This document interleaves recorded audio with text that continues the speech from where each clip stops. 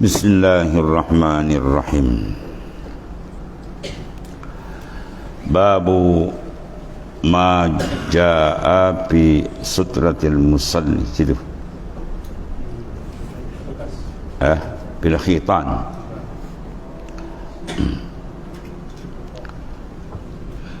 Babu ma jaa fi salati bil khitan. Bab datang menyatakan sembahyang di dalam kebun,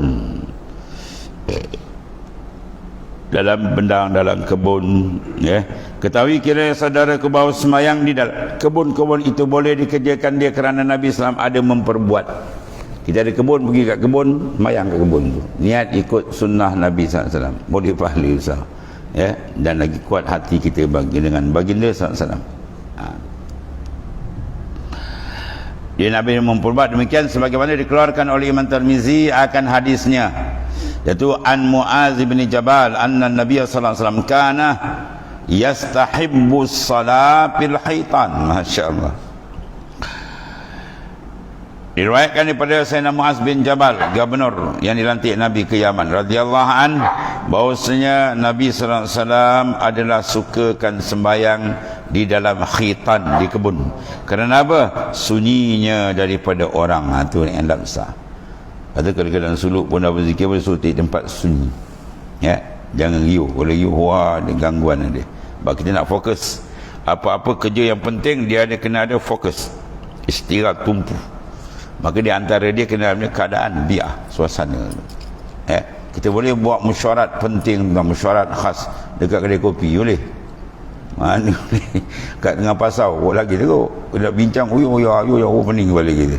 Dia kena ada bilik khas, bilik mesyuarat, kan. Kalau bilik khas pula lagi, kunci pintu, jangan bagi orang masuk supaya tidak ada gangguan. Bila tak ada gangguan, boleh tumpuan tu akan berlaku. Benda besar dia perlu pada penumpuan, dan setengah yang membantu penumpuan ialah kesunyian, tenang. Itu maksudnya. Jadi sembahyang dalam kebun tenang, kan. Dan sembahyang lagi malam pula tenang. Semua suasana tenang tu penting, sebab dia dapat fokus, dia dapat.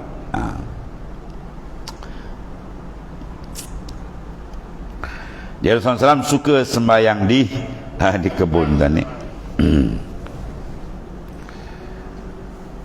Mana tadi? Kerana bahawasanya sunyinya daripada orang. Dan kata Imam Abu Daud As-Sijistani, dikendaki dengan haitan di sini ialah kebun-kebun. Dan kata Abu Isa, ini hadis Muaz ini adalah hadis yang gharib. Jadi maknanya apa? Itu cara di antara Rasulullah SAW suka. Jadi kalau kita pergi kebun, sembahyang, kan. Satu seorang ulama dah meninggal di Perak, Pak Tikro gitu.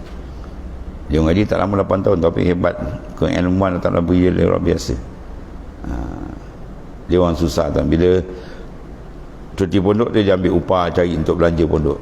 Ketika tu dia di antara dia buat kerja apa? Menori getah. Dalam kebun getah tu tengok dia semayang dan lepas menori berhenti, dia ada tak bentar pun tempat bersih semayang atas tanah tu lagi afdal, ya. Tanpa dalam semak, dalam hutan boleh semayang. Ini kat rumah macam banglo so tak semayang.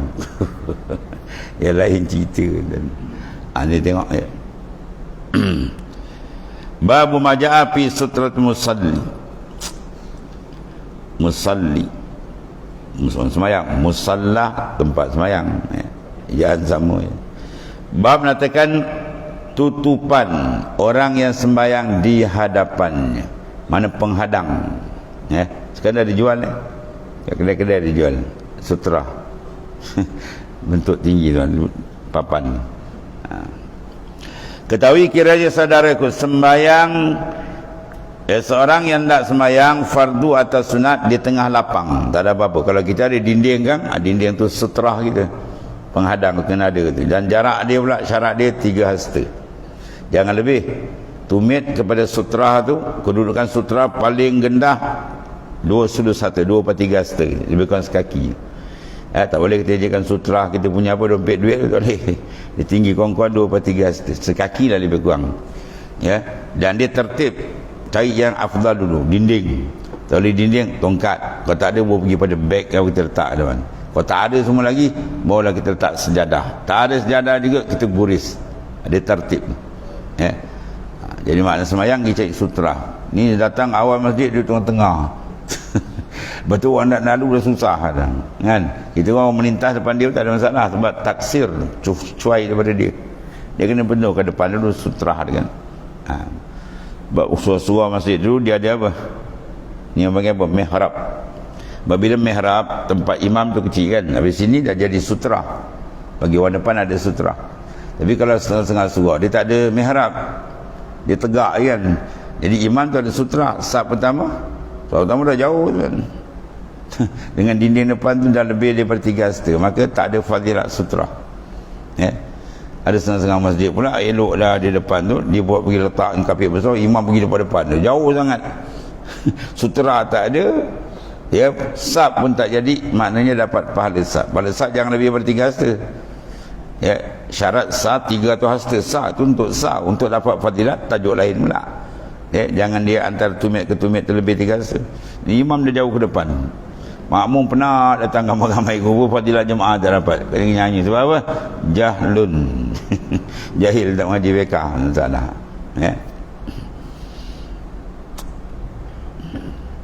Jadi seorang yang semayang fardu atau sunat di tengah lapang, mana tidak ada sekatan depan, dinding tak ada apa tak ada.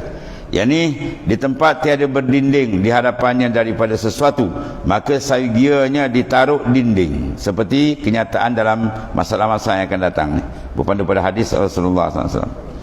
Supaya terpelihara ia daripada seorang yang tiada harus menempuhi mana di hadapan dia masa semayang.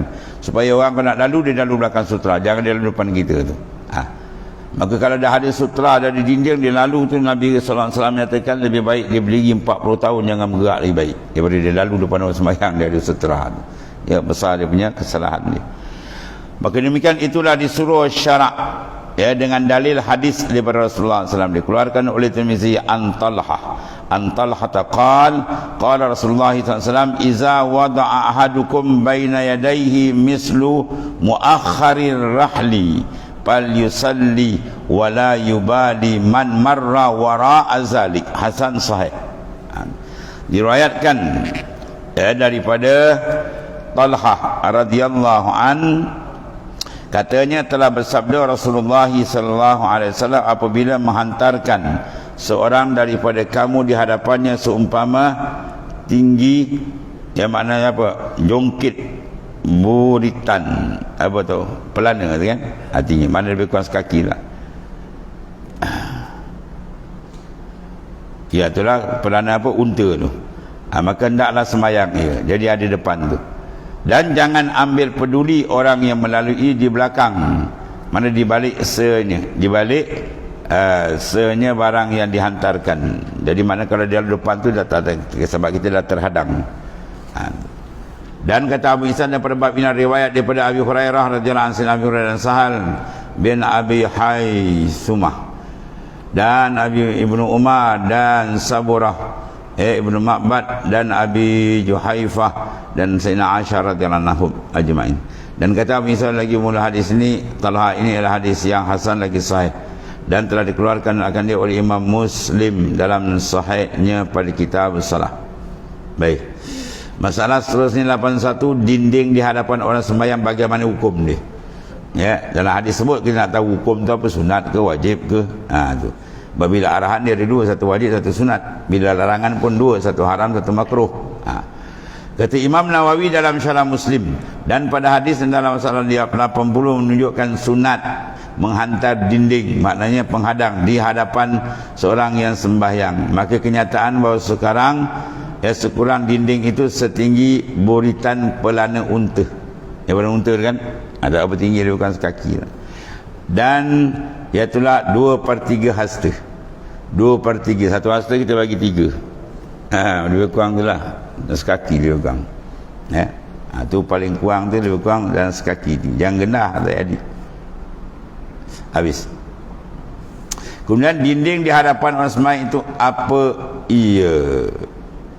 Kata Imam Nawawi, dan berhasil nama dinding dengan apa sesuatu yang diletakkan, didirikan di hadapan, tongkat ke apa ke, soal sembahyang tu. Maka jika tiada dapati tongkat atau kayu sebagai tongkat, bolehlah dikumpul-kumpulkan batu. punjuk-punjukkan batu biar tinggi tu. Tu. Ataupun tanah atau mata benda, beg ke, timbunan di hadapan tempat semayang tu. Dan jika tiada batu, ya, tanah atau mata benda, batu tak ada. Ini batu ada, dia kepala batu.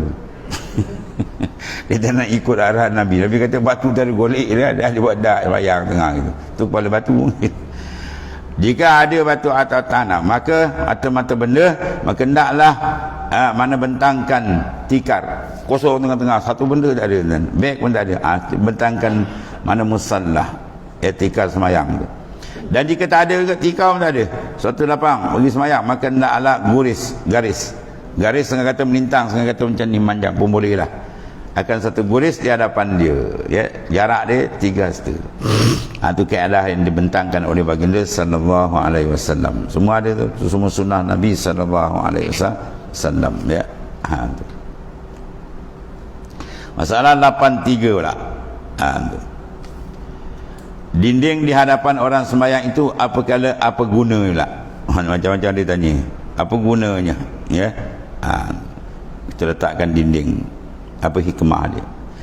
Kata Imam Nawawi, benar hikmat disuruh syarak meletakkan dinding di hadapan seorang sembahyang ialah menegahkan mata orang yang sembahyang tu daripada memandang barang yang di balik sana. Satu, dinding tak ada ketuan depan kan. Dan pula menegahkan orang menempuhi, itu lagi besar. Jangan orang beri besar dalam tempat sembahyang pakai lalu lalang ni. Jadi bila dah ada setelah penghadaan tu orang faham dah, jangan lalu. Dan dengan dia menjadikan dia sebagai sempadan tempat sembahyang, mana jangan ada orang melintah-lintah depan dia. Kemudian masalah dinding dengan guris di hadapan tempat sembahyang, apa hukum? Kata Imam Nawawi dan telah mengambil dalil oleh Al-Qadhi Iyad rahimahullah ta'ala dengan ini hadis dalam masalah 80 atas guris di hadapan orang sembahyang itu tiada memadai jadikan dinding katanya. Dan jika ada datang hadis sekalipun, wah ni macam lawan hadis ni. Tengok dibahas. Dan mengambil dengan dia oleh Ahmad bin Hanbal rahimahullah ta'ala, maka itu dhaifun, pendapat itu dhaif. Ulama bila bahas tu makna benda tu ada ruang-ruang ijtihad, bukan dia tolak hadis tak, ya. Sebab ada setengah ulama kata bila bertembung kalam ulama dengan hadis Nabi SAW, kalam mujtahid, pakai kalam mujtahid. Wah ni orang melenting. Hadis Nabi dengan mujtahid pakai dah. Maksud kamu pakai kalam mujtahid, bermakna kalam mujtahid tu ada makna hadis dalam tu. Itu maksudnya. Ya, mujtahid bercakap tu ialah hasil natijah daripada kupasan hadis, bukan kepala dia, kan? Itu maksudnya. Kalau bentangkan hadis dia ni, ya kita pun baca sendiri. Kami nak faham macam mana? Yang memahami itu mujtahid, orang yang boleh mengijtihadkan hukum, dia ada syarat-syarat. Jadi kalam mujtahid itu bukan kalam dia, mana faham daripada hadis-hadis sahih. Itu maksudnya, ya. Mana benda dah siap gulai dengan belum bersiap gulai sama-sama, tapi dah siap gulai kita tak nampak dah kambing lembu. Kau nak pandang nak makan original lembu, pergi gigit buntut lembu tu, gigit. Ini original lembu. Ya, peha lembu dengan hidung kekokang dia sepakkan lembu. Yang dalam piok tu lembu juga, tapi tak nampak lembu, tapi dah siap masak. Itu maksudnya. Bila kalam mujtahid mana dah siap masak, kita nak makan elok dah tu, dah siap masak. Nak suruh sembelih lembu tak tiba pegang pisau pun terbalik. Contohnya, itu maksudnya. Dia sekali pandang kata, apa pula ni? Bila bertembung hadis kalam mujtahid, pakai kalam mujtahid. Bukan makna kita tolak hadis Nabi lah. Makna kita pakai kalam mujtahid ialah maksudnya kita telah memakai hadis yang sudah dikupas. Atau maksudnya ayat yang sudah dibahas. Sebab kita nak memahami satu hal, kalau tak ada alat nak faham macam mana. Masalah dinding gurisan, bagaimana kelakuan dia? Guris manjang ke atau melintang? Kata Imam Nawawi telah bersalahan ulama kelakuan guris tu. Kata kel diguris melengkung sebagai mihrab, ada juga. Ya, kita letak depan tu kan, kita buat macam mihrab, pusing macam tu. Jadi kita duduk macam dalam mihrab. Ada juga. Cantik sikit nampak kan pula dia tu. Macam mihrab. Apa makna mihrab? Mahalul harbi. Ya, haraba yahrubu. Harban makna mahalul harbi, tempat berperang kan. Mihrab ni tempat, nama ni tempat peperangan. Kita perang dengan apa? Dengan syaitan, dengan nafsu, nak menghadap Tuhan kan.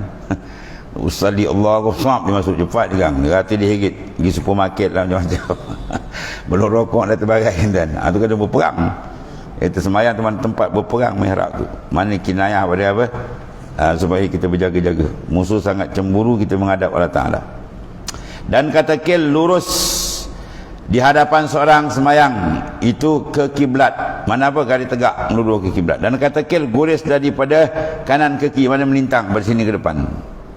Jadi walhasil semua kaul tu adalah ya. Jadi mana-mana pun boleh. Habis. Jadi maknanya dalam masalah cara mengguris itu ada khilaf ulama. Ya, ada melengkung, ada ke depan, ada melintang, ada membujur dan melintang ke depan boleh, memanjang boleh. Dan kata Imam Nawawi telah berkata al-qadiyat. Ya. Dan tiada memikir Imam Malik rahimahullah taala dan tiada kebanyakan fuqaha akan hukum memada dinding guris itu. Ya. Ada juga ada mungkin ada hadis yang lain atau martabak, ada macam-macam dia orang bahas ni. Ya. Dan satu lagi masalah, dinding imam adakah jadi ia dinding makmum? Makmum punya, imam yang setara depan jadi makmum juga. Ya, satu kumpulan orang yang sembahyang berjemaah di tengah lapang. Di tengah padang pasir kan. Jadi maknanya imam letakkan tongkat depan tu. Sutra imam tu adakah jadi makmum punya sutra juga? Atau makmum tu sutra dia maknanya dia sendiri. Tengok sini. Kemudian ditaruh di hadapan imam saja dinding daripada tongkat kesalahan dia. Berpacak, dicacak ke tongkat situ. Tapi makmum pula akan cacak tongkat depan juga kot. Atau macam mana? Atau seumpamanya, adakah makmumnya semua hendak ada dinding? Ya. Tu tiap-tiap orangnya jawab telah berkata Abu Isa At-Tirmizi, dan bermula amal atas ini hadis dalam masalah 80 di sisi ahli ilmi, mana ahli ijtihad, dan berkata mereka itu bermula dinding imam itu ialah menjadi dinding makmumnya. Jadi masalah dia kalau macam tu, kita semayang tadi apa, tempat ada mihrab pun kira berdinding jugalah saf pertama tu. Bandingkan bila ta'arud bertembung dua ni. Kalau sembahyang tak ada mihrab kan, dia punya depan tu tegak Jadi bila imam ada sutra dinding, makmum tadi dia tak ada mihrab macam ni kan, jadi makna jauh tu luput sutra. Kalau pakai kaul ni makna tak ada masalah. Sebab saat pertama tu dengan imam punya sutra tu kita punya juga. Itu maksudnya. Maknanya sutra imam tu sutra makmum. Bermula dinding imam itu ialah menjadi dinding makmum. Maka tiadalah berhajat segala makmum kepada dinding dengan sebab imamnya sudah berdinding. Kalau sab kedua tak ada masalah lah. Sab kedua tu sutra dia sab pertama. Sebab tu bila ada ta'arud bertentang, macam kita kata tadi tak ada mihrab kan, duduk sab pertama belakangan imam dia tak ada sutra sebab jauh jarak dengan dinding. Kalau duduk saf kedua ada sutra, maknanya makmum saf pertama jadi sutra bagi makmum saf kedua. Mana afdal, kita duduk saf kedua ada sutra, kalau duduk saf pertama belakangan kita ada sutra, maka jawab dia afdal kita duduk saf yang pertama. Tu. Pada saf pertama pun ada kaul mengatakan cukup sutra dia sutra imam. Itu maksudnya. Kemudian babu majaa fi karahiyatil murur baina yaday musalli, di tegah kita melintas tempat orang depan orang sembahyang. Wallahu a'lam. Sadaqa Rasulullah sallallahu alaihi wasallam. Bismillahirrahmanirrahim. Sayyidina Muhammad Allahumma alhamdulillah.